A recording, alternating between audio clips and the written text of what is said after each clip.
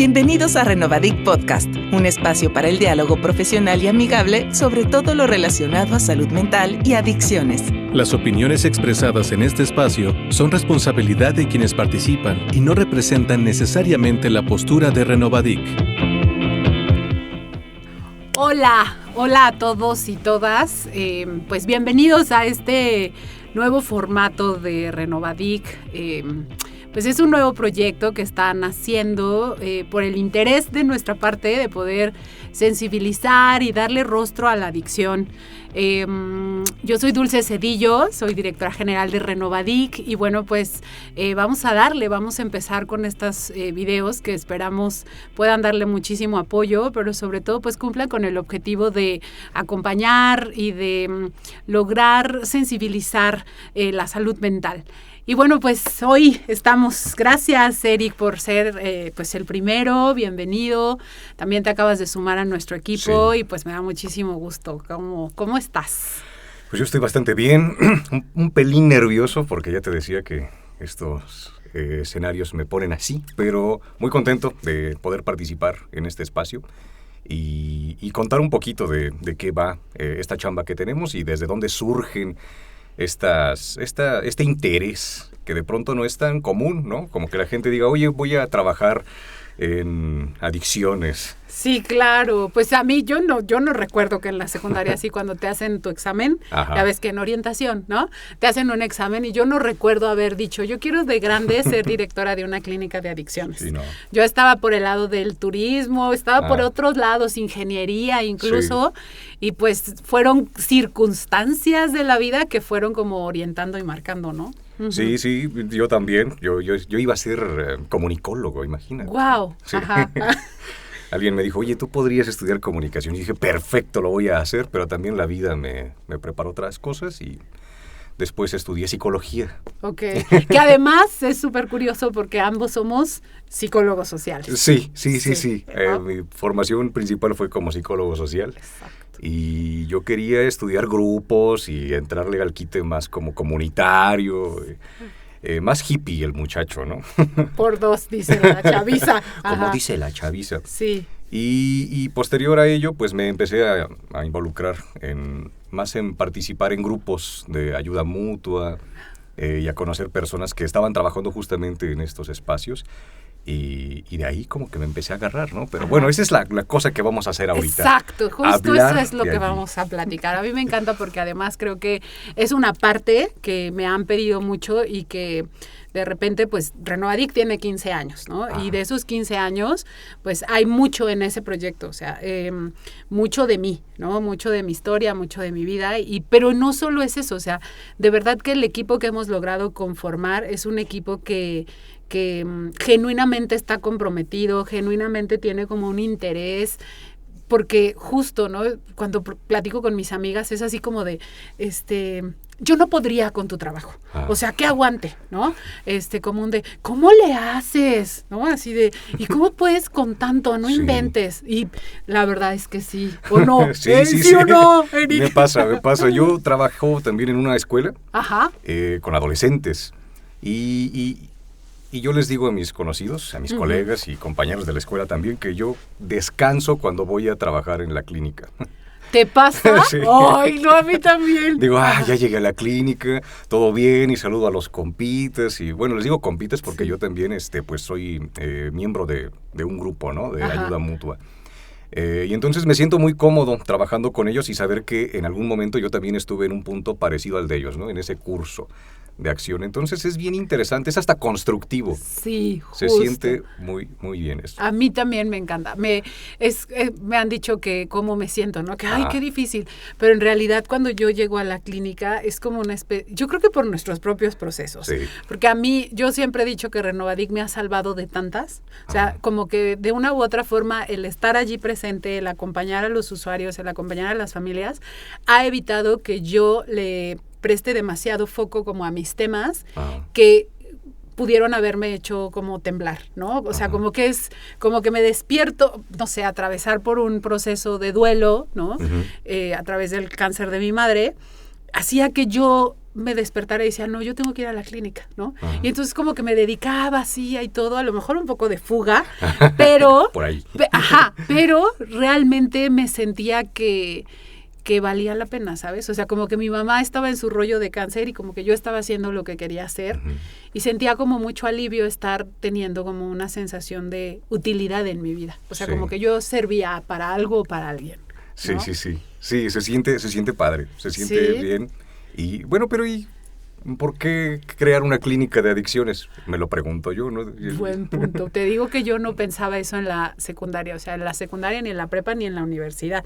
De hecho, yo llegué a Morelos queriendo estudiar otra cosa, grupos, investigación, psicología social de la salud. Mi maestría, sí, claro, mi maestría es en salud sexual y reproductiva en el Instituto de Salud Pública, y cuando la termino, después de pasar por ese instituto, como que viví con mucho estrés la maestría, fue bastante complejo y en ese momento mi pareja pues propuso eso, ¿no? Él también es miembro de AA, él también atravesó por un proceso de adicción que yo llegué a conocerlo precisamente porque mi hermano atravesó por un proceso de adicción. ¡Ándale! Y entonces, pues a través de ese proceso adictivo de mi hermano, fue como yo como que hice mucho clic en muchas cosas, ¿no? E incluso yo decía, ¿cómo, no sé, cuando mi hermano estaba internado, pasamos por muchos lugares, ¿no? Algunos muy hostiles, otros muy amables. Y dentro de ese camino había personas que de una u otra forma habían marcado ese proceso, que lo habían hecho más ligero, ¿no? Porque es bien complicado tener un familiar que consume sustancias, ¿no? Entonces, como que eso se fue como metiendo, como decir, estaría chido tener un lugar donde podamos ayudar a las personas, ¿no? Y fue como una idea que nació en conjunto, ¿no? En ese momento con mi novio, con mi pareja, y yo dije, pues va, órale, ¿no? Y nos aventamos.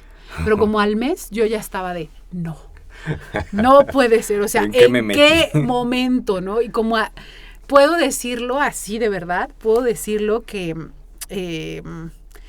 yo creo que hasta después de la pandemia pude decir, esto me gusta, sí me quiero dedicar de por vida, sí le entro. Después de la pandemia, de haber atravesado la pandemia, porque hasta antes de la pandemia, todo lo que pasaba en la clínica me hacía dudar de mi capacidad. Yo decía, ¿cómo puedo con esto? No manches, ¿no? O sea, ¿cómo puede ser posible, no? Entonces, como que yo quería soltar. A la primera que se ponía difícil, yo decía, ya, hasta aquí, mejor sigo haciendo bisutería, trabajo en otra cosita, o sea, me regreso a la maestría, ¿no? Y al final, pues así. Pero la pregunta original es que, ¿cómo fue y por qué? Pues yo creo que el punto como de mi quiebre, o uno de los tantos quiebres, fue la adicción de mi hermano. O sea, mi hermano empezó a consumir, creo que a los 12 años, 13 años, marihuana. Vivimos muchas cosas muy rudas con él, desde que lo picaron, desde que llegó a un reclusorio. Tuvo un accidente acá de riña y toda la cosa. Sí, claro, sí. Estuvo en el reclusorio un par de días, Tú sabes que una de las cosas que más hacen las personas que consumen sustancias, pues es ir en contra de todo lo que implica la legalidad. Y me han contado. Sí, lo he visto. ¿no? Lo he visto. Entonces, pues una de las cosas que él era una persona súper hostil, o sea, de esos de que yo estaba súper codependientaza de él, o sea, yo me subía a la azotea del departamento donde vivíamos y sacaba mi cigarrillo, ¿no? Y entonces me ponía a esperarlo así hasta las 2, 3 de la mañana y lo veía venir así súper mal y me bajaba corriendo, ¿no? Así de vente, pues él se echaba a correr, evidentemente, ¿no? Y entonces se desaparecía otra vez, ¿no? Hubo varias ocasiones en las cuales yo de verdad decía, pues, ¿cómo me pude equivocar? Porque además estudiaba psicología, ¿no? Entonces decía, la culpa, no pude con mi hermano, no pude con mi hermano. Cuando llegamos al grupo de ayuda mutua, yo lloraba porque yo decía, ¿cómo es posible que haya abandonado de tal forma a mi hermano? ¿No? O sea, yo me sentía muy responsable de él. Y fue en un grupo de ayuda mutua, grupos de familia Al-Anon, donde yo entendí todo lo que había pasado y entendí que además, no solo eso, que había alcoholismo y adicciones en mi familia por todos lados, ¿no? O sea, era casi como de pues, ¿qué esperabas, no? Abuelo paterno con problemas de alcoholismo, mi papá fue alcohólico, mi abuelo materno con alcoholismo, mi hermano, otros tíos, o sea, y entonces fue como de, ¿no? Fue así horrible. Fue cuando pude también contactar con el fallecimiento de mi papá. Mi papá tuvo una muerte catastrófica, falleció intoxicado, al parecer le hicieron algo. Él falleció muy joven, 50 años tenía cuando falleció. Lo encontramos muerto en su departamento, broncoaspiró. O sea, la realidad es que sí me ha tocado vivir, y creo que yo de repente, como a modo de broma, a los usuarios de la clínica les digo que conozco, creo que más al adicto que a mí misma, porque lo he tenido, ¿no? Y finalmente, pues, tuve una pareja con adicciones, con la cual fundamos Renovadic, que evidentemente, pues he pasado de ser la hija, la hermana, la pareja, ¿no? Y pues lo has vivido en todas sus facetas. En todas las facetas, así es. Yo creo que por eso soy especialista. No. Conoces el terreno, sí. Sabes cómo actuamos. Sí. Digo actuamos, bueno, es que yo, queridos compañeros, queridos todos, yo soy también adicto en recuperación de unos años para acá. Pero sí es cierto, tenemos esas conductas hostiles. Yo de pronto le digo también a mis coleguitas con los que luego estoy conviviendo y vemos llegar a los usuarios a la clínica y los vemos disminuidos y renuentes y como que no quiero, pero sí quiero, pues esa ambivalencia, ¿no? Natural de la propia adicción. Y conforme van surgiendo van pasando los días, la persona va surgiendo, ¿no? Y como que se empiezan a caer estas máscaras, estas defensas, y empiezan las emociones otra vez a estar allí. Y decimos algunos amigos y yo como que, mira, ya está apareciendo, ¿no? Y es bien bonito ver ese proceso, ¿no? Que a veces escapa a la vista como de las personas, pero está padre. A mí me gusta ver eso, ¿no? Claro, es que no sé si te ha pasado. Hoy justo en la mañana platicaba con los usuarios de Renovadic y justo yo les decía, como que ¿qué les gustaría que platiquemos? Vamos a ir Eric y yo, ¿no? Entonces tú les caes súper bien, yo creo que yo también les caigo bien. Entonces, no, que vamos a hacer esto y que el otro. Entonces me dijeron algo así como, ¿cuáles son, así, el top de los 10 casos más complicados, ¿no? Y yo dije, no son 10, son como 20, son como 50. Porque y los contaste, a ver, 1, 2, 3. Claro, porque además hemos atendido casi 1,000 pacientes ya en 15 años. ¡Wow! ¿No? Entonces sí son un buen. Y una de las cosas que estábamos como diciendo y haciendo como referencia es justo como nos ha tocado presenciar y ser testigos de situaciones bien caóticas, bien complejas. Y de repente te habla su mamá o de repente te hablan ellos y te dicen, oye, me va súper bien, ¿no? Hoy, este fin de semana que regresaron unos a seguimiento. Entonces está bien, es a esa parte como que dices, ay, qué padre, ¿no? Otra de las cosas que yo siempre he visto, yo recuerdo mucho que mi papá era una persona como muy humana, ¿no? O sea, a pesar de haber convivido con él, de que él con una mirada me movía, o sea, así era de, ¿qué onda? ¿No? Así, porque además fue militar, ¿no? Entonces yo crecí en un régimen así rudo, ¿no? Recuerdo mucho esa anécdota de las naranjas, yo me tenía que enseñar fracciones y me partió como 10 naranjas en cuartitos, en medios, y me estuvo enseñando como las sumas y todo, ¿no? Y cuando acabó, que ya había entendido varios ejercicios, me dijo, y ahora de castigo te las comes todas. O sea, no te cuento qué diarrea me dio, no te cuento que no me podía parar hasta que no me las acabara. O sea, me tuve que comer las 10 naranjas, ¿no? Yo le tenía mucho miedo a mi papá cuando no estaba intoxicado. Porque cuando estaba intoxicado era divertido, bailaba, ¿no? Era como de, te daba dinero. Pero cuando no estaba intoxicado, los fines de semana, era así como de, va a estar mi papá. ¿No? Va a estar mi papá. O sea, yo no quería que estuviera ni siquiera como sin beber, ¿no? Y bueno, entonces estábamos platicando de esto con los muchachos y a mí me pasa mucho que en la clínica, cuando llega alguien que necesita, o sea, un usuario que se ve vulnerable, no falta quien le ayude, ¿no? Sí. Como que sale su parte sensible, su parte humana, todo aquello de lo cual su familia se queja, ¿no? No me considera, no me voltea a ver, no me ayuda, no hace esto. En la clínica es como de, no, aquí sí lo hace, aquí sí ayuda, aquí sí comparte, sí hace su quehacer, sí lava su ropa, ¿no? Sí, es de lo que también habla el manual, ¿no? Que un poco no es nada más una parte biológica ni genética, sino que también está el contexto, ¿no? que de pronto también se escapa, ¿no? Porque no, él va a que se arregle y ya que regrese compuesto, para que todos empecemos a jalar, y de pronto cuando se extrae de su propio núcleo y empieza a tener conductas ya más adaptativas a un lugar, como la clínica, por ejemplo, sí. Es extraño hasta para sus propios familiares. Por supuesto que es súper extraño, porque además nosotros siempre les decimos, hay familia que nos dice, ¿no? Yo misma lo pasé con mi hermano, o sea, yo misma así de repente, ya sabes cómo es en los grupos, ¿no? Hubo un compañero de mi hermano que nos dijo a mi mamá y a mí, a su hijo le falta mucho. Y nosotros, ¿cómo? Sí, no va a ser la primera vez que ese muchacho esté en un lugar de estos. Y nosotros, este señor nos tiene envidia, no sé qué, él porque ya está viejo. Bien enojadas, ¿no? Así, sin programa. Sí, claro, nosotras ahí todas, ¿no? Ajá. Pues no. Tenía toda la razón, ¿no? Creo que fueron 8, ¿no? Y recuerdo mucho que yo decía, o sea, yo como familia no podía creerlo. A veces yo hablaba al centro de rehabilitación y les decía, mi hermano ocupa algo, y me decían, no, ¿no? Y yo, ok, ¿con qué crees que llegaba? Tenis nuevos al anexo. Tenis nuevos y pantalones, y te había dicho, no ocupo nada, y yo llegaba con todo lo que yo creía que necesitaba, claro. Y con unas cartas así de ofreciéndole perdón porque había sido muy mala persona y lo llevé a anexar, o sea, una dulce, de verdad que si él regresaba a la casa, yo sabía que él sabía que podía hacer de nosotros pues lo que quisiera, y que nosotros, por el miedo a que le pasara algo, por el miedo a que le hiciera daño a alguien, por el miedo a que llegara a un reclusorio, íbamos a acceder en todo. Entonces ya te imaginarás yo cómo estaba, con mucho sufrimiento, o sea, con mucho sufrimiento todo el tiempo, ¿no? Todo el tiempo estuve como sufriendo, y nos costaba mucho trabajo creer que sí fuera como funcional. Incluso nuestras preguntas eran de, ¿y cómo los obligan a que hagan las cosas? ¿No? O sea, ¿cómo lo obligan a que él lave su ropa? ¿Cómo lo obligan a que tienda su cama? Sí. Porque en la casa no podíamos hacerlo. O sea, en la casa no había manera de que nosotros lográramos decirle, oye, lava tu ropa, ¿no? Ajá.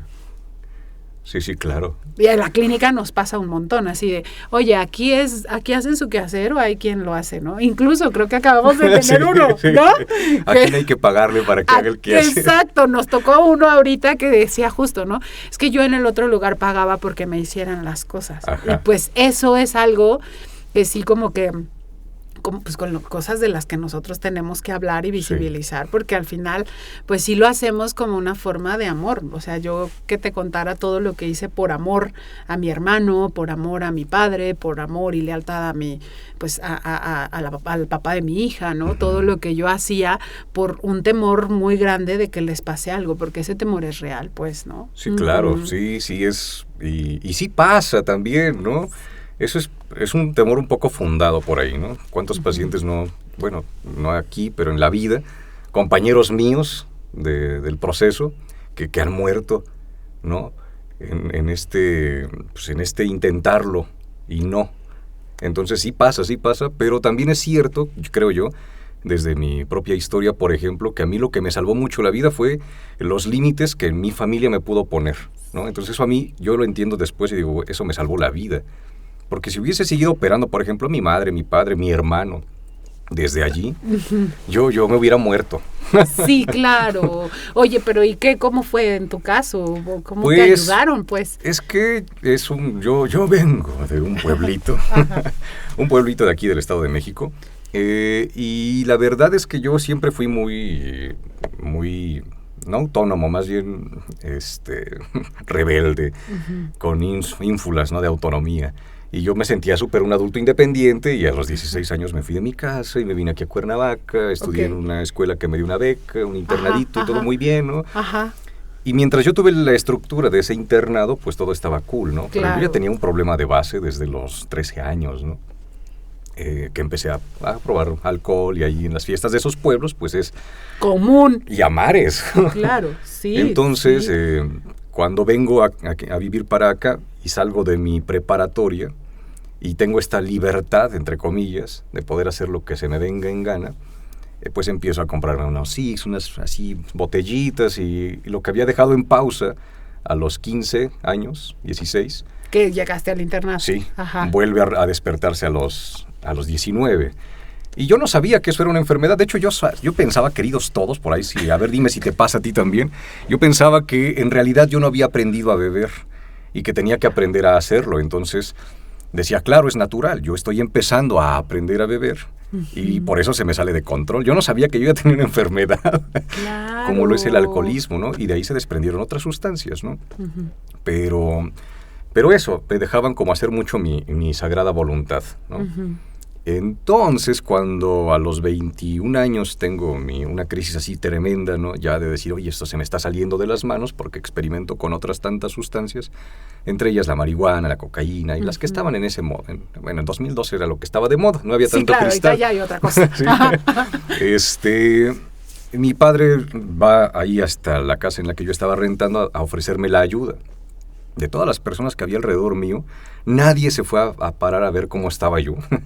Y el único fue mi papá, ¿no? Entonces él también, un señor recio de rancho, ¿no? De pocas palabras, llegó y me dijo, mira, hijo, hay un lugar en el que te pueden ayudar. Si quieres ir, adelante, vamos. Y si no, pues yo no te vuelvo a molestar, pero es lo último que hago por ti. Y entonces yo dije, ay, Dios, creo que estaba en serio, ¿no? Y ya agarré mis 3 chivas y me fui a internar. Pero partiendo de allí, ellos empezaron a tener esta cercanía con personas que ya estaban en grupos y les dijeron, miren, no es su culpa. Y les dijeron esto de las 3 Cs, ¿no? De usted no cura, no controla, no causa. Sí. Y mi mamá lo entendió muy bien también, y mi señor padre por igual. Y entonces, cuando me hacen la sugerencia de irme a vivir con ellos, yo no quería. Yo decía, no, yo soy un adulto independiente a mis 19 años, a mis 21 años. Claro, ¿no? Me salí desde los 16, ¿cómo no? ¿Cómo? Sí, ¿Qué les pasa? Y por primera vez en la vida decido hacerle caso a una persona que era mi padrino de ahí de este lugar y me voy a vivir con ellos. Y entonces a seguir sus reglas, ya que me dijeran, pues vas a llegar a las 7:30, a las 8, perdón. Y yo, pues claro, voy a llegar a las 8 y acostumbrarme un poco a que cuando llegara me olieran, ¿no? Y me decían, me observaran, a ver si no estaba actuando raro. Sí, claro, sí, claro. Y vas a estudiar. Y yo, pero ¿cómo crees? Yo dejé la universidad porque yo voy a trabajar y... Generar. Claro. Y hay que ser productivos, papá. ¿Qué te pasa? Perdí mucho tiempo en rehabilitación, claro, ¿no? Sí. Y necesito construir. Necesito recuperar el tiempo perdido. Claro. Y valió queso. Me dijo, no, en esta casa, si vas a estar, estudias. Y es más, hay una universidad aquí abajo, está incorporada a la UNAM, entonces te va a convenir ir allí. O si no, búscale. Yo, ay, Dios. Y bueno, eso te digo, me salva la vida porque en el grupo me dijeron, usted déjese guiar. Si no confías en ti, confía en el proceso. Y decidí hacerlo porque la verdad yo estaba un poco fondeado y no tenía muchas decisiones. Ni opciones, ¿no? Y un poco lo que hacemos, por ejemplo, en terapia es evaluar las decisiones que vamos tomando. Y este padrino, aunque no tenía formación en terapia psicológica, me decía eso. Evalúa las decisiones que has tomado. ¿Te han servido? Y yo, bueno, no tanto. ¿No tanto o no? No, pues no. Bueno, entonces sigue estas, ¿no? De momento en lo que puedes tomar tus decisiones. Y lo hice. Y entonces estudié psicología. ¿Social? Sí, social. Sí. Bueno, iba yo a estudiar Derecho. Ok. Sí, estaban ahí en las estas y dije, yo creo que en Derecho hay dinerito, ¿no? Sí. Sí, ya empecé a ver esta hoja de materias. Muy difícil. Y dije, no, pues está interesante, pero al lado estaba la de Psicología. Y también las materias y me apasionó. Dije, hasta como medio filosofía había por ahí, ¿no? Sí, debía haber. Había una de lingüística que creo que por eso me metí. Ok. Una cosa ahí chida. Porque ibas a ser comunicólogo. Sí. Ya recordé. Y me meto, estudio y de ahí para el real, ¿no? Empecé a tener una vida más estructurada, más, pues más mía, ¿no? En la que ya las drogas, el alcohol no figuraban. Y yo era el bicho raro de la universidad ahí porque ellos se iban a pistear. Dícese pistear de beber, compañeros, que no lo sepan. Sí, claro. Que no conozcan ese término. Que no conozcan el argot. Ingerir bebidas embriagantes, ¿no? Y me preguntaban, oye, ¿y tú por qué no bebes? Y me daba pena decir, es que sabes que tengo un sonajazo aquí, en mi núcleo accumbens, que se testereó mucho. Y yo les decía lo que me dijeron, tú diles que eres alérgico. Y dije, soy alérgico. Y ya me decían, y ya no preguntaban más, claro. ¿no? Y yo pensaba que me iban a desbaratar en preguntas. Claro, ¿sí? pero ¿no? ¿por qué? ¿Cuál es? Sí. Y si sí, alguna vez me dijeron, si te echas alcohol aquí te salen ronchas. Y yo, no, eso sí lo ingiero. Y ya, más preguntas, ¿no? Y ellos estaban en su vida. Pero ha sido un proceso, ¿no? Es todo un proceso. Porque además no acaba. No, esto es construirse día con día. Sí, eso no acaba. O sea, yo creo que a mí cuando mi hermano me decía en el grupo, ¿no? Yo le decía, oye, ¿y qué onda? ¿Qué va a salir de aquí? Ya sabes, ¿no? Ajá. Después supe que mi rasgo controlador y obsesivo es mucho originado, pues, por haber crecido en un hogar alcohólico, ¿no? Porque, pues, es la forma que yo tenía de controlar un poco, como de creer que controlaba un poco, como mi ambiente, al haber crecido en un hogar donde no había control, ni una pauta, ni estructura, ni nada. Entonces, recuerdo que mi hermano me dijo, le dije, oye, ¿qué onda? Ya es la última, ¿no? Así de ya hiciste mucho, ¿no? Porque te cuento que fue bastante complicado. O sea, yo atravesaba, siempre lo hemos platicado, y ahora él que está en rehabilitación, hemos dicho que mientras él estaba consumiendo sustancias, yo estaba metida en otra relación destructiva, pero así súper caótica, donde hubo violencia, maltrato. Alguna vez, ahora que tengo una hija adolescente, de repente ya me hace preguntas con mucho más fuerza y con mucho más como profundas, y justo hablaba de cómo alguna vez en todo este relajo él estaba en sus ondas, yo en las mías, desconectados por completo como hermanos. Yo me subí a la azotea, yo como que sentía que no podía y decidí cortarme, ¿no? O sea, yo estando así, dije, o me aviento aquí a los cables, o me aviento a un coche, o me corto, ¿no? Entonces decidí, cortarme, ¿no? Y me dio mucho miedo, me dolió muchísimo, lloré muchísimo y bajé temerosa así con mi mamá y le dije, no puedo, me siento profundamente sola, mamá, no me siento bien, ¿no? ¿Qué pasó? ¿Qué hiciste? Y yo así ya, ¿no? Y eso es como una de tantas. Y recuerdo mucho que cuando mi hermano llega al grupo de ayuda mutua al anexo, yo en la primera reunión que tuve en Al-Anon, solo lloré. O sea, solo lloré porque sentía una profunda tristeza de ¿cómo te diré? Como de no haber sabido qué hacer, no haber sabido cómo ayudarlo, pero además un vacío. O sea, como familia también sientes un gran vacío que después te das cuenta que también te pareces un poco a tu familiar con adicciones, ¿no? Y que has andado como tratando de llenar las cosas. Yo le daba la vuelta como a todos estos temas y no quería trabajar nada que tuviera que ver con el alcoholismo porque me dolía reconocer y hablar, e incluso me daba pena hablar de mi propia historia, ¿no? Hablar de cómo es vivir y crecer en un hogar alcohólico, y de repente pues vas teniendo un montón de situaciones. Entonces, en uno de esos internamientos yo le dije, ya estuvo, y me dijo, sí, solo por hoy, y yo, no, o sea, ¿cómo solo por hoy? Ya es de por vida, ¿no? Ya así ya, o sea, ¿cómo nada más hoy? ¿Y mañana qué o qué? O sea, ya es la última, ¿no? Y él me decía, ¿no? Como que se burla, como decía, no entiende nada, ¿no?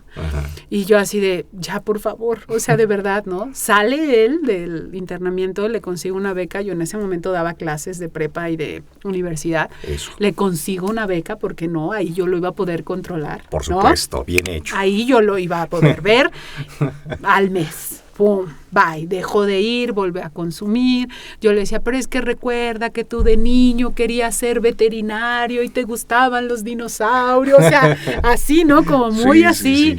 Y al final, pues, creo que una de las cosas más dolorosas que vivimos, que fue como, yo siempre he dicho que en mi experiencia es mejor tomar decisiones emergentes que urgentes, o al revés, ya no me acuerdo, pero alguna cosa sí lo digo, porque nosotros no, como tus papás, no hicimos eso. O sea, nosotros fue todo lo contrario, ¿no? Siempre llegaba y decía, ya no tengo celular. ¿Cómo que ya no tienes celular? Tú tienes un karma con los celulares. Los empeñaba, ¿no? Pero nosotros, ahora, ay, mis tenis me los robaron. Ay, qué mala suerte. Los empeñaba, ¿no? Sí. Y nosotros, toma los tenis, ¿no? Sí, nosotros no hicimos nada de lo que nos dijo la madrina que hiciéramos, la verdad. Y entonces, un día, en una situación bastante complicada, me habla mi mamá y me dice, tu hermano está así y así en estas circunstancias. Le hablo, yo embarazada, y le dije, ¿sabes qué? Ya me cansé. Si no haces esto ahorita, yo ahorita voy a ir con la patrulla. O sea, voy a ir, pues te desconozco como hermana y a como toque, y si quieres, tú sabes que no tengo miedo y no sé qué, le dije, hazle como quieras, pero vas y le entregas eso a mi mamá, ¿no? Y entonces me dice algo así como, pues órale, ¿no? Y pues me olvido de ustedes. Bueno, pues nace mi hija y mi mamá se viene a vivir con nosotras, a ayudarme, y yo recuerdo a mi mamá, de verdad, en varios momentos de su vida, yo llorando con ella porque apagaba el celular en las noches y decía, prefiero que me hablen en la mañana. Si pasa algo en la noche no me quiero enterar, quiero dormir tranquila. Si ya pasó algo, si tu hermano hizo algo, me entero mañana, ¿no? Porque tenía profundo miedo de que él hiciera algo. Él era muy violento, muy agresivo. Y por eso era así como de cima, ¿no? Recuerdo cómo se desvaneció así en la calle cuando se lo llevaron al reclusorio, ¿no? Estaba parada, lo vio salir en la patrulla del Ministerio Público y se desvaneció por completo. Recuerdo esa misma escena en el hospital de Iztapalapa cuando le informaron que lo habían picado y le habían perforado el diafragma, ¿no?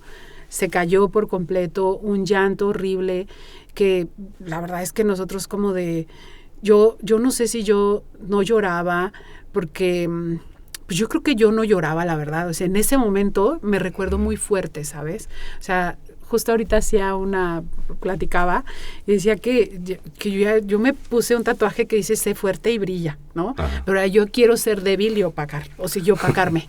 No quiero ya ser fuerte, porque de verdad que ha habido cada cosa que yo digo, ya por Dios, ¿no? O sea, por Dios, porque de una u otra forma ver esa vulnerabilidad en mi mamá hacía que yo fuera la fuerte. Que yo fuera como la mamá de mi mamá, ¿no? No sé no sé si te pasa con tu hermano, que de repente había cosas en las cuales yo me sentía muy enojada con mi hermano y decía, por tu culpa mi mamá sufre, por tu culpa ve todo lo que está pasando, o sea, y como que le tenía mucho coraje, y porque además de repente me encontraba regañando a mi mamá, ¿no? O sea, diciéndole, es que tú debes de decirle tal cosa, ¿no? Es que tú debes de tal.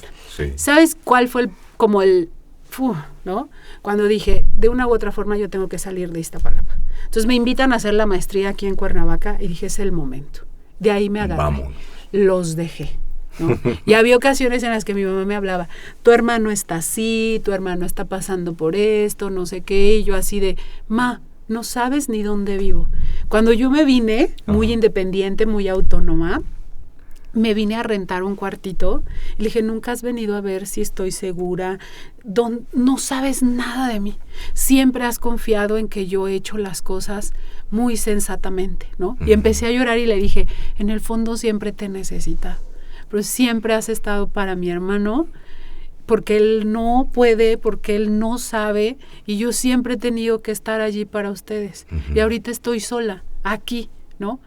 Medio en la torre, como que me fui para abajo, porque yo sí realmente sí decía, ya, ¿no? Eso fue antes de Renovadic, ¿no? Como que yo decía, ya, por favor, ¿no? O sea, voltéenme a ver tantito, ¿no? Así como de aquí estoy, siempre han estado siempre había estado mi familia y yo para los adictos de mi vida, siempre, ¿no? Siempre he estado para ellos, y era como una forma como de decir véanme, ¿no? O sea, aquí estoy, neta aquí estoy, o sea, siempre me he portado bien, incluso mi sueño era como de, ¿cómo me gustaría ser un día bien rebelde, ¿no? Ya sé, irme de mi casa y que todo me importe muy poco, porque siempre me daba mucha importancia a todo, para mí todo era importante en la misma dimensión y todo era urgente y todo tenía que ser, ¿no? Sí. Entonces, pues esos roles son parte también de las consecuencias de la adicción, ¿no? ¿Tú no lo viviste con tu hermano? No. Con mi hermano no, porque yo era el hermano. Ok. Sí, yo era el adicto, pues, ¿no? Pero mi hermano, él estaba en tu lugar. Mi hermano mayor. Ajá, él estaba en el rol de papá, casi. Y también desesperado. Él también vivía en Cuernavaca, pero él vivía en su casita y yo vivía en un cuarto, porque no me alcanzaba para mucho. Claro. Había que invertir en la adicción. Por supuesto. Había prioridades. Pues vamos, ¿no? Bueno, ahora lo pienso y digo, Dios mío, hubiera hecho otras cosas, pero bueno, ya. Ya sé. Pero sí, se invierten roles. Él era el que estaba al principio como muy atento que yo no me fuese a hacer daño, el que me iba a buscar al hospital, ¿no? A pagar la cuenta porque ya me habían dado en la torre.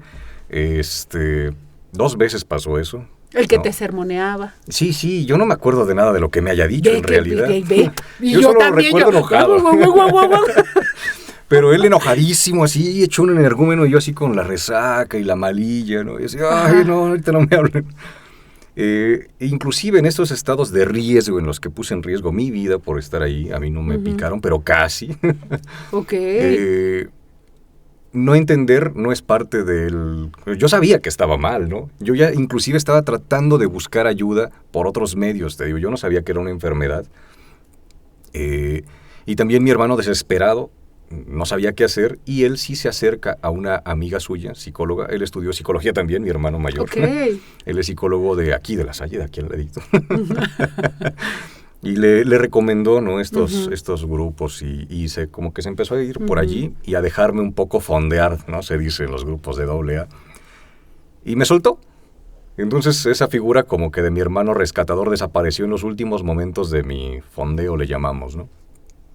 Pero sí, se invirtieron esos roles. Él funcionó como este papá, ¿no? Que no estaba allí. Mi papá era trabajador, así de esos que se van a Canadá, ¿no? Y migrante, pues, ¿no? De esos campesinos pro que entraron a esos proyectos y se los llevaron, ¿no? Ok. Entonces casi no estaba. Y, ¿sabes? Uno trata de encontrarle razón de ser a su malestar, y de pronto yo decía, claro, es que yo soy adicto porque mi papá no estuvo y me dejó. Crecí sin su figura. Exacto, sin las ¿no? reglas, sin los límites, Sí. la estructura. Bien. Sí. Y ya después, ¿no? Reflexionando un poco la vida, es como de, güey, sí estuvo, ¿no? Él estaba ahí subsidiando la educación y la casa y el sustento, y hablaba por teléfono constantemente, o sea, sí estaba. Pero de alguna forma, ¿no? En esta manera de querernos justificar para no sentir que es una enfermedad, ¿no? Decimos, no, es que fue su culpa, ¿no? O fue su responsabilidad, te digo, muy en los inicios. Pero lo que dices del invertir roles sí pasó en casa. Claro, y el es que la cargó fue mi hermano mayor. Por supuesto, yo también. Y a veces pasa que nosotros asumimos esos roles y ya después nos es muy difícil porque nos da un sentido. O sea, a mí me daba como un sentido, ¿no? Y después, cuando pasa esto de la propuesta de abrir Renovadic, pues yo en el fondo decía, bueno, yo no puedo con mi hermano, o sea, no puedo con él de verdad, pero entonces yo decía, ok, yo me hago cargo de esta chamba, ¿no? Y ya, bueno, él que encuentre su rumbo, ¿no? Sí. Se tardó un poquito en encontrar su rumbo, pero al final creo que cuando fallece mi mamá por cáncer de mama, una de las cosas que más me preocupaba era que recayera. O sea, yo sí decía, esto lo va a tumbar, ¿no? Esto lo va a tumbar, vamos a volver a los inicios, va a pasar esto, va a pasar lo otro. Pero después, cuando ya ahora hemos tenido una cercanía y hemos como transformado muchísimo, ¿no? Nuestra relación, de pasar de una relación hostil. Él incluso me ha dicho, ya no soy ese, ¿no? O sea, ya no soy ese, o sea, porque yo todavía como que con cierta resistencia le comparto cosas o no le pido ayuda, ¿no? Ajá. Ya sabes, yo todas puedo, ¿no? Claro. Entonces, no le pido ayuda, no me acerco y él me dice, ya no soy ese, ¿no? O sea, sí cambié, sí crecí, sí estoy aquí para ti. Y a mí es muy difícil. De hecho, me sensibiliza mucho al grado de llorar cuando alguien muestra, no alguien, ha habido muchas personas que de verdad atesoro en mi corazón, que han mostrado un interés genuino en mí, pero yo tengo como una dificultad todavía de aceptar, ¿no? Como de aceptar, me cuesta trabajo como pedir ayuda y como aceptar genuinamente que alguien está ahí para ayudarme, ¿no? Sí. ¿Por qué? Pues porque siempre intenté resolverlo todo, ¿no? Entonces ahorita nuestra relación ha cambiado un poco, o más bien ha cambiado mucho porque se volvió como un apoyo, ¿sabes? O sea, es como pues mi red de apoyo más cercana y más fuerte, y entonces de repente me dice cosas como de estuviste mucho tiempo para mí, ¿no? Ahora me toca estar para ti.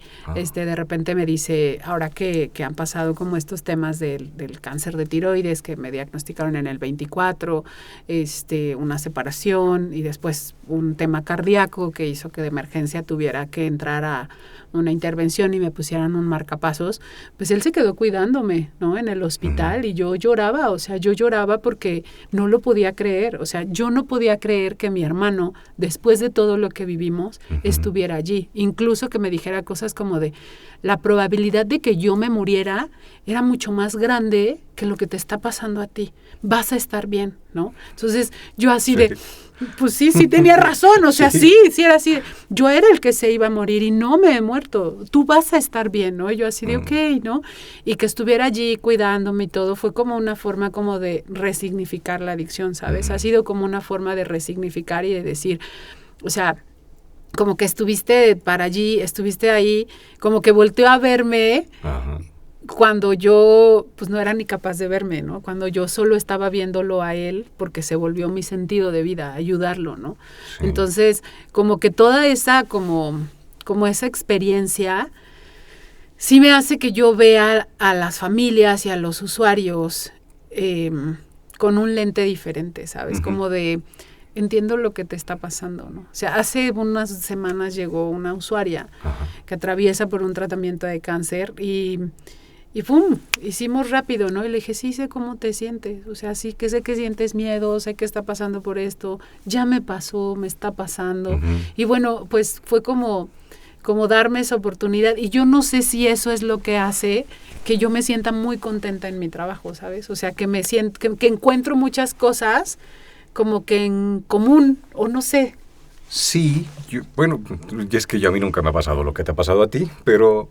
Sí me ha pasado que viví esto, ¿no? Del otro lado, ¿no? Uh-huh. Es que son dos lugares. Sí, claro. Del mismo padecimiento. Por supuesto. Y lecturas, no lecturas, experiencias, ¿no? Sí, tú acompañaste y bueno, lo de la CODE y todo este asunto, ¿no? Y yo desde la adicción y el explotar por todos lados. Sí.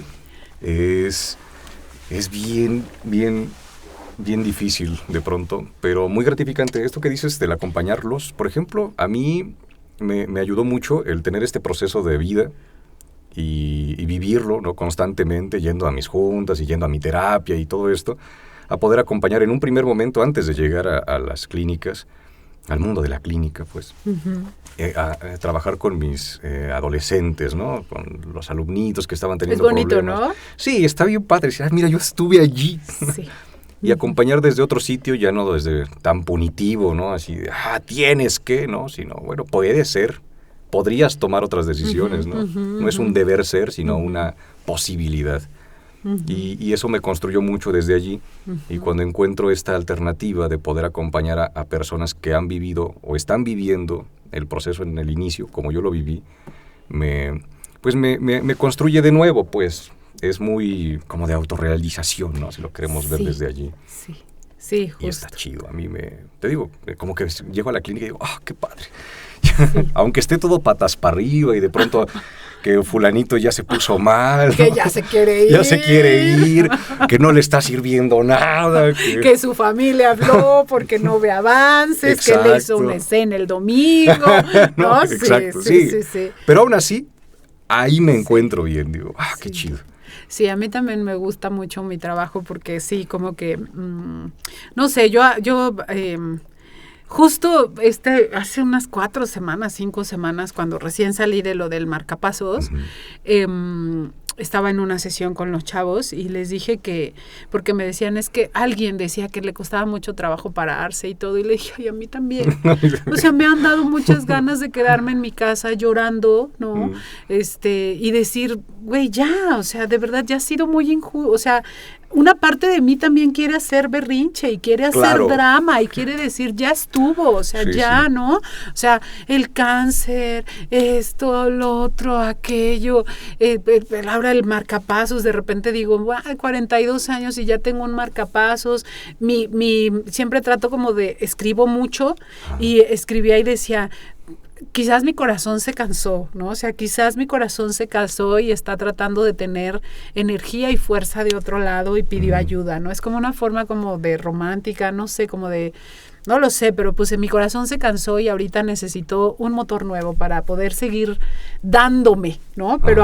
Y es cuando yo me pregunto, ya me di a todos, o sea, hey, dándote a ti, ¿no? Sí. Así como de, hey, dándote a ti, entonces tenía ganas de quedarme en la casa, y yo también les decía, yo también me quiero quedar a llorar, es más, yo también a veces pienso y digo, de verdad, pues, ¿qué se sentirá, no? Cuando mi hermano estaba en la actividad o cuando veía a mi papá, yo decía, ¿qué se sentirá hacerlo? Pasaba por mi mente igual y si lo hago puedo entender por qué le gusta tanto. Y estoy segura que hay mucha familia que dice eso, ¿no? Entonces, yo recuerdo que no me quería parar, pero algo dentro de mí me decía, no, sí, venga, Renovadic, están los chavos, ¿no? Sí. Les da gusto verte, te sientes pertenecida, los colaboradores, ¿no? El padrino, o sea, es como de, no, sí, ve, ¿no? Llegaba destruida, con los ojos hinchados después de haber llorado 2-3 noches desde noviembre, octubre del año pasado, mal así físicamente, pero ahí estaba, ¿no? Ahí estaba, era como, no sé si, ya no sé, me preocupa tu mirada porque digo, ¿será que él está analizando que yo me estaba sacrificando o qué? No, para nada. O, más bien, era como eso de autorrealización, como de venga, ve, ¿no? O sea, sí. tu lugar allí es importante, ¿no? Lo que haces allí es importante, venga. Entonces me obligaba, ¿no? Sí. Me obligaba, sin embargo, sí he de reconocer que hace 4 semanas justo hablé con la psiquiatra, ¿no? Y sí hablé con mi psiquiatra porque evidentemente pues he atravesado por procesos de depresión y de ansiedad. Hablé con la psiquiatra y sí me dijo, entiendo, sé que tú tienes todas las habilidades del mundo, ¿no? Para poder afrontar esto que te está pasando. Pero creo que es importante que reconsideres volver a iniciar tu tratamiento farmacológico. Y yo así de, esta vez no lo tomé a mal, esta vez no dije, ¿cómo crees? No sé qué, pues si yo voy a poder, ¿qué te pasa? Esta vez empecé a llorar y le dije, necesito ayuda porque creo que han sido muchas. O sea, en menos de 2 años, atravesar por diferentes duelos, un duelo de la salud, un duelo de una pareja, un duelo de esto, ¿no? De vinculado a un marcapasos, sí fue así como de, no, sí, ya, hazme el paro, ¿no? O sea, sí de verdad, háganme el paro, ¿no? O sea, como que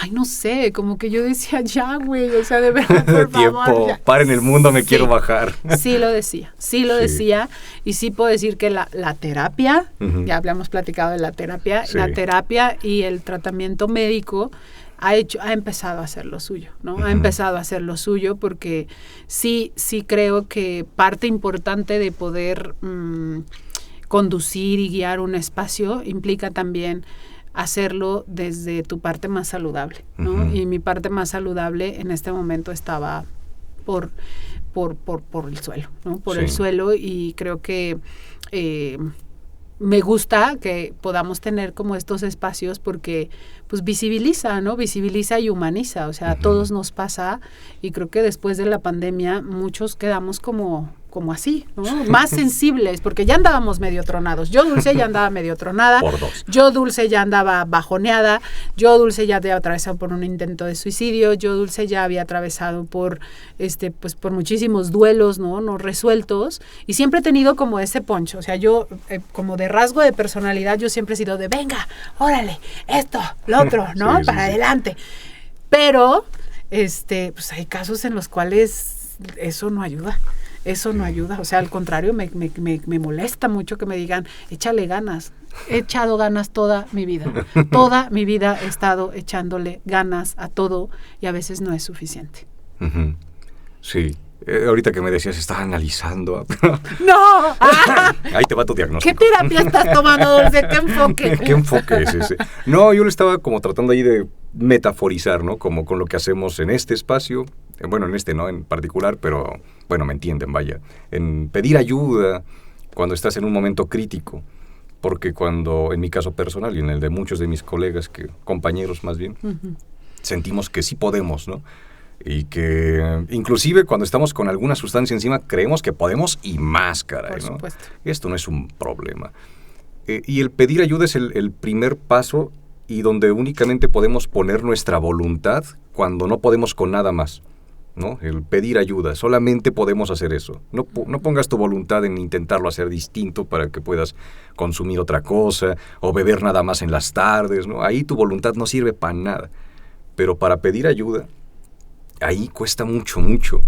Y en muchas tribunas que he escuchado se suele decir eso, que lo más complicado es eso, levantar la mano, bueno, estirarla más bien y decir, estoy en el suelo, ¿Quién me tira un parito, ¿no? ¿Quién me ayuda? Y ahí comienza a haber cambios muy radicales en la vida de las personas cuando se dignan a pedir ayuda. Y creo que esto va a sonar a frase de taza, porque lo es, cuando nos dicen que... Y de playera, de Renovadic, ¿no? Que dice, tú puedes con todo, pero no con todo al mismo tiempo. Y a mí me hace mucho sentido, porque de pronto también me pasa eso de querer hacer todo, y todo es urgente, vamos, recio. Y ahí mi agenda está llena de un montón de cosas, y después ya estoy yo saturado. Y en lugar de pedir ayuda, quiero cargar más, ¿no? La maleta, como con esta sensación de suficiencia, ¿no? Que de pronto un poco social la cosa, ¿no? Un poco hay un mandato de la propia vida, ¿no? Bueno, de la sociedad en la que vivimos. Pero el dejarse ayudar también es una virtud bien chida. A mí me parece que las personas que tienen más disposición al cambio son las que están más dispuestas a dejarse ayudar. No a que los rescaten, a dejarse ayudar, ¿no? Que es bien diferente. Una cosa es que me hagan las cosas y otra que me digan, mira, esto puede ser por aquí, vamos a planear unas estrategias para que cambien estas maneras de pensar. Y la disposición al cambio de la persona que se quiere ayudar se nota. Comienza a hacerlo, se equivoca y aún con la frustración del error vuelve a preguntarte, ¿y ahora cómo le hago? ¿No? Entonces, ¿por dónde? Entonces creo que sí, que eso que nos pasa, ¿no? Desde los dos lugares, es parte de un cambio vital, ¿no? El aceptar que todo cambia, obviamente, pero también el dejarse ayudar. Bueno, a mí me funcionó mucho, ¿no? Y a mí también. Y por allá también les puede funcionar. Así es. Oye, pues, ¿qué importancia tiene saber pedir ayuda? Sí. Y pedirla, ¿no? Porque creo que esa es una de las cosas que... en mi experiencia, digo ya con 15 años frente a Renovadic, sí te puedo decir que lo que tú dijiste de la disposición al cambio, cómo influye, ¿no?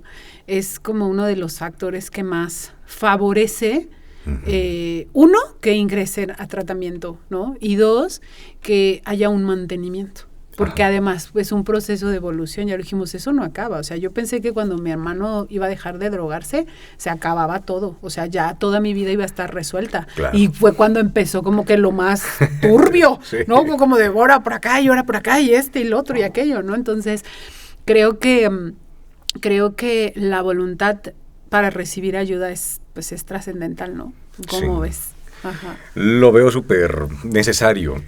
Muy importante también, a mí me gusta decirles a las personas a las que acompaño, casi no les hablo de pacientes y así, me gusta decir que son personas a las que acompaño, ¿no? Está padrísimo. Sí. En DBT le decimos consultantes. Claro, consultantes, claro. ¿No? Es diferente. Yo les digo usuarios. Usuarios. Ya sabes, desde la salud pública. Algo por tenía supuesto. Que haber aprendido de la maestría. Algo quedó. Que algo palabra. Quedó, que fue usuarios de servicios.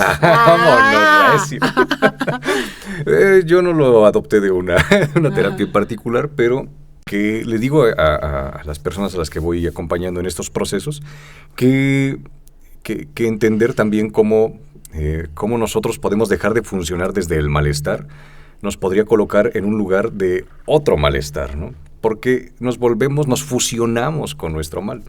Y de pronto sí, hasta se experimenta una especie de duelo al perder esa vida, no por pocas cosas. Una de ellas es que creas una identidad relacionada a tu adicción. Uh-huh. Y entonces dejar eso a un lado y redescubrirte, o más aún, reinventarte, también es doloroso. Incómodo. Sí, incómodo. Y es ahí donde muchas personas llegan a soltar el proceso apenas empieza. Porque viene un poco de bienestar y decimos, esto ya es la recuperación y de aquí para el real, ¿no? Y vamos, es un proceso largo de toda la vida. No porque nunca vayas a estar terminado, sino porque siempre estás cambiando y te estás reconstituyendo y encontrando nuevas formas de ser, etcétera, etcétera. Entonces, eso es importante saberlo.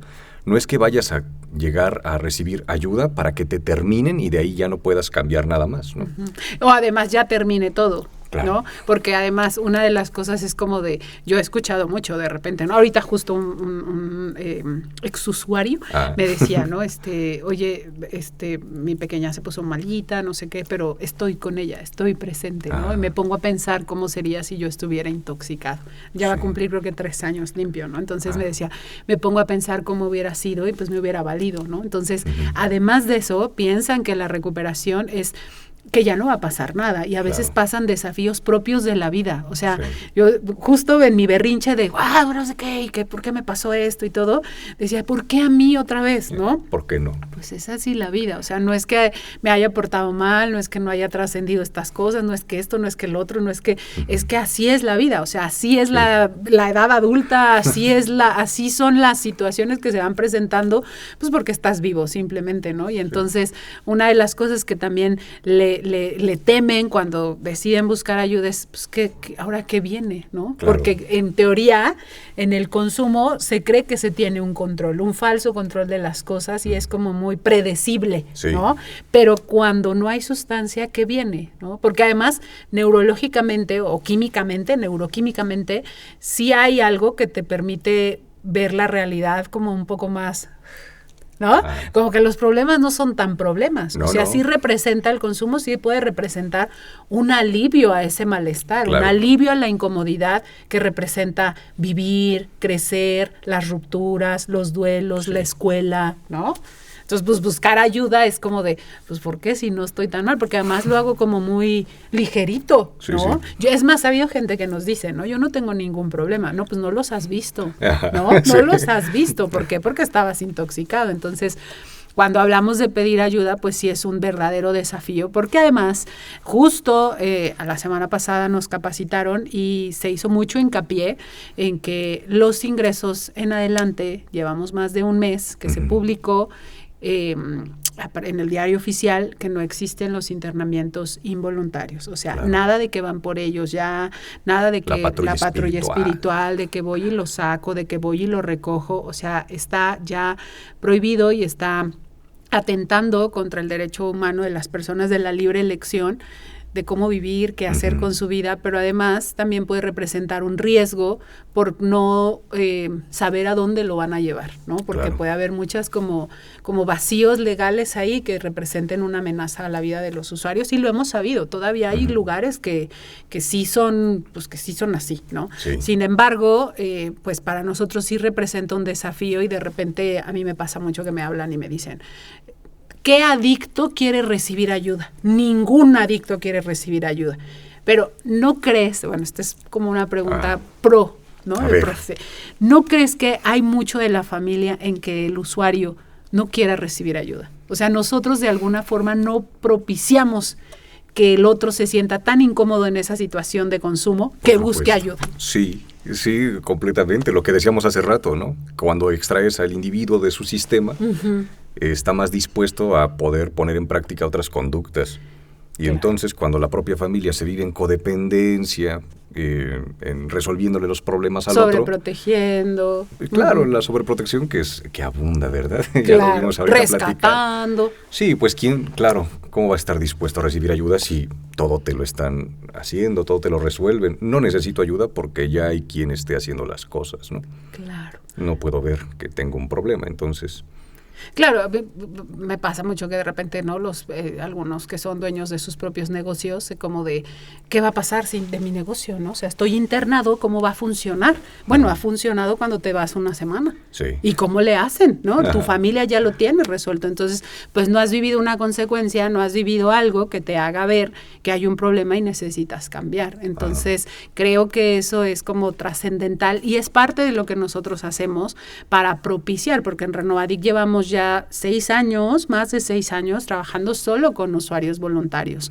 Y creo que somos pioneros en favorecer contenido como pioneros en favorecer material, en distribuir material y en hacer mucho énfasis cuando nos hablan para pedir informes que hagan algo, ¿no? Hagan algo al respecto para incomodarlo de tal forma que busque ayuda, ¿no? Sí. Una intervención, una evaluación. O sea, al final, buscar ayuda como familia también nos toca a nosotros y decir, no puedo con mi familiar, ayúdenme, ver de qué forma, porque a veces sí se convierte, nosotros sí recurrimos en algún momento a la patrulla espiritual, o sea, si ya está súper dormido, vengan por él, ¿no? Hasta que una vez descubrimos que se durmió con un cuchillo en la almohada. Y entonces dijimos, no podemos poner en riesgo al grupo, ¿no? Entonces ya no le hablamos, ya no hablábamos, pero sí lo hicimos porque pues es como de, me evita a mí la familia, me evita a mí como familia una conversación que también me incomoda, ¿no? Confrontarte. Y sabes que la forma en la que estás viviendo ya no me gusta, me siento incómoda, vete de la casa, ¿no? Porque va a recaer sobre mí la culpa de si te pasa algo. Sí. Entonces yo también evito la incomodidad que genera y el malestar que genera tener estas conversaciones. Sí. Sí, es bien fuerte.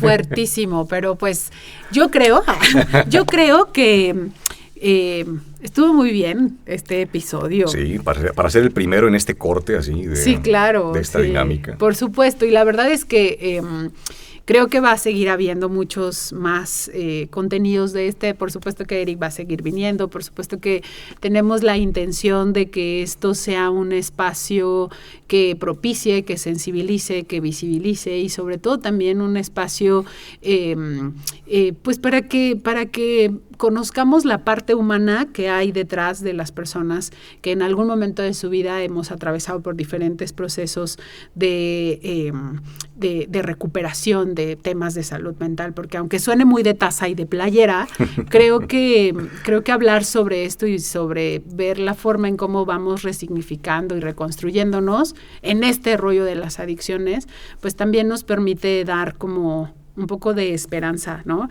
Que no es como de venga, dale, ¿no? Sino que esperanza de que con esfuerzo, compromiso, disposición al cambio y dejándote ayudar, pues puede haber como un cambio real en tu vida y en tu familia, ¿no? Pero bueno, pues para cerrar, Eric, ¿qué quieres decir? Híjoles, es que ya acabas de decir todo. ¡No! Se comió mis líneas. Pues, bien obsesiva yo, sí. Controladora. Dios mío. Híjole. Pues un poco también en esa misma línea. Invitar a las personas que lleguen a escuchar esto, ya sea tanto en Renovadic o incluso acercándote a algún grupo de ayuda mutua, ya sea de AA, NA, de todos los que existan con 2 letras, ¿verdad? Te pueden ayudar. Es así la disposición que tú puedas llegar a tener a recibir este tipo de ayudas. Ya es un factor importantísimo. Ya juega a tu favor el que tengas esta capacidad de saber que tienes un problema. Que también, a ver, familia, si pueden un poco soltar esas responsabilidades. La responsabilidad nos hace libres. Y si ustedes, como en el caso de mis padres, ¿no? Cuando lo hicieron, claro, me arrebataron esa responsabilidad, pues entonces libre, pues no era. Entonces, hasta que tuve la responsabilidad en mis manos, fue que pude estar dispuesto a recibir la ayuda, ¿no? Y es así, un proceso necesario, doloroso, pero muy gratificante posteriormente. Y pues aquí estamos, miren, hasta haciendo este tipo de contenidos, después de haber vivido una vida un poco caótica. Ya habrá momento de contárselas también. Claro, porque la intención es que sean varios espacios, la intención es que sigas viniendo, por supuesto.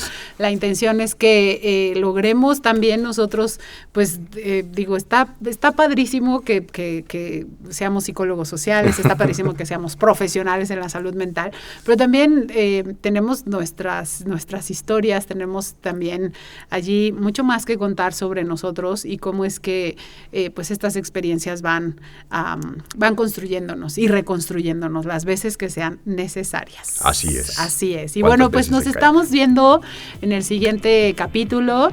Mientras, pues ojalá que nos empiecen a seguir en redes y nos gustaría mucho saber también de qué les gustaría que habláramos. Nos vemos. Hasta luego. Gracias por acompañarnos. Para más información sobre nuestros tratamientos integrales, visítanos en nuestras redes sociales y en renovadic.com.mx.